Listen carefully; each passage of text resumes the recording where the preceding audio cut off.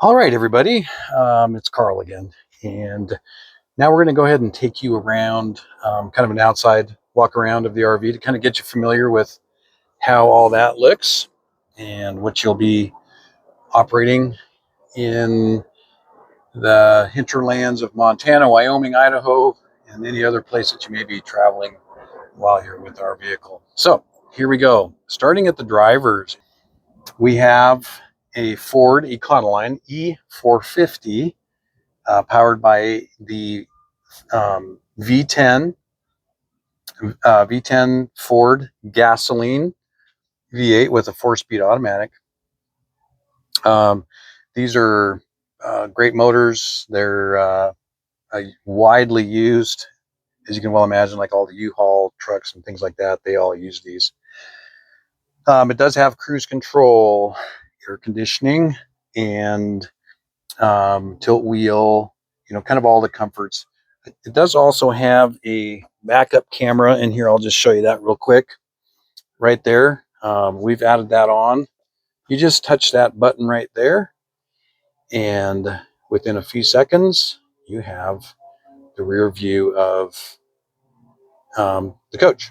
So you don't have to worry about hitting anything. If you have, which you should have anyways, spotters back there, you can see them, and when they're telling you to stop or whatever the case might be, then that helps with that. But yeah, nice comfortable seats for two people up here. The RV has only 37,000 miles on it, so very low miles. And power windows. Forgot to mention that, and mirrors are power as well. So um, real nice to drive. If you've driven a U-Haul or you've driven a van, it's going to be very much a similar experience, except that you have a vehicle that is a lot bigger. So as you can see it here where we're sitting, we do have the slide outs out. And, so there's kind of a view of that. So I'm going to kind of show you all the different storage areas on the outside, where everything's at. In the front here, we've got our little tool bay and windshield cover.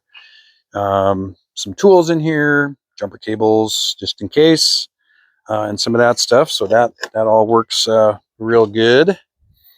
There's another storage here where we have leveling blocks in there, and then there's room for other stuff that you can put in there as well. This is what we call the firewood box.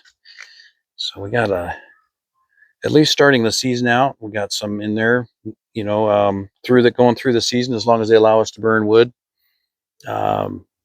People can leave behind whatever they have left over. There's our grill. That's a griddle that you can use for cooking outside. A lot of the campgrounds do have charcoal pits that you can use for that stuff as well. This is just another storage. We do have the freshwater hoses there. And this is going to be what we call a wet bay. And this is where all your holding tank, drain functionalities at. And I'll have another video that covers that as well. And we do also have the power situation all happens in this as well. This is where the generator is housed. There's really nothing that will ever need to be done on this. The extent of what you're going to be doing is starting it up and running, whatever you need to run with power. This is the license plate, and this is the fuel. So pretty handy. It's right at the back. Pretty easy to get all that. There's your rear backup camera, back window. And then you can also see here's the slide out for the back bedroom. And I'll have another video that covers all the information on the slide outs and how that all works. Storage. Lots of storage, right? I'll have all the folding chairs. We have usually about 6 folding chairs in there. There's some for kids that we add in. This is the propane for the stove, and then a few outdoor supplies, some skewers and things like that to do s'mores with, and all that good stuff. This is the awning. So we're doing another video on that. That's pretty easy one to deal with. Here's a little stereo with some outdoor speakers and a plug-in. So that's for if you're chilling at the old camp spot there and not getting too rowdy. You can tune into that. More storage, and I do have soccer ball, basketball, and a couple footballs, you know, for the kids if you're getting a little bit bored or whatever. Throw some balls around. Right, so this is kind of getting around to the front. This is where the spare tire is located at. And the propane. That's the big propane tank there, holds quite a bit. Usually send it out full. It's a very rare occasion where it ever needs to be added to. So not really anything to worry about there. And that goes for all the different fluids and the oil and all that stuff. The services are all maintained on here. There's no need to check the oil and things like that. One thing I did forget to mention with the fuel, it does hold 55 gallons of gas, and that gives you a pretty good range, probably 350 or so, 350 miles or so. In the park, you know, you're driving pretty conservatively there, and so that really doesn't. It's getting its better fuel economy. One thing to keep in mind is that generator does run off of the main vehicle fuel tank, so there's not a separate fuel tank for that.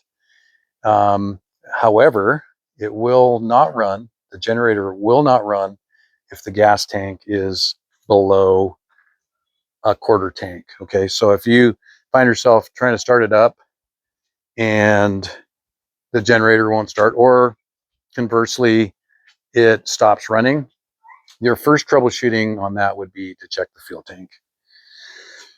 Okay,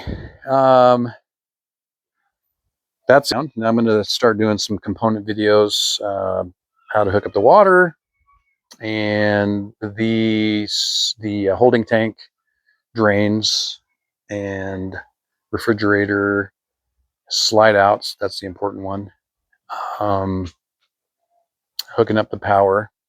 I may have said that already, but anyways, so let me know if you have any questions on any of this, and I'll be sure to get them answered for you. And we'll see you in the other videos. Cheers.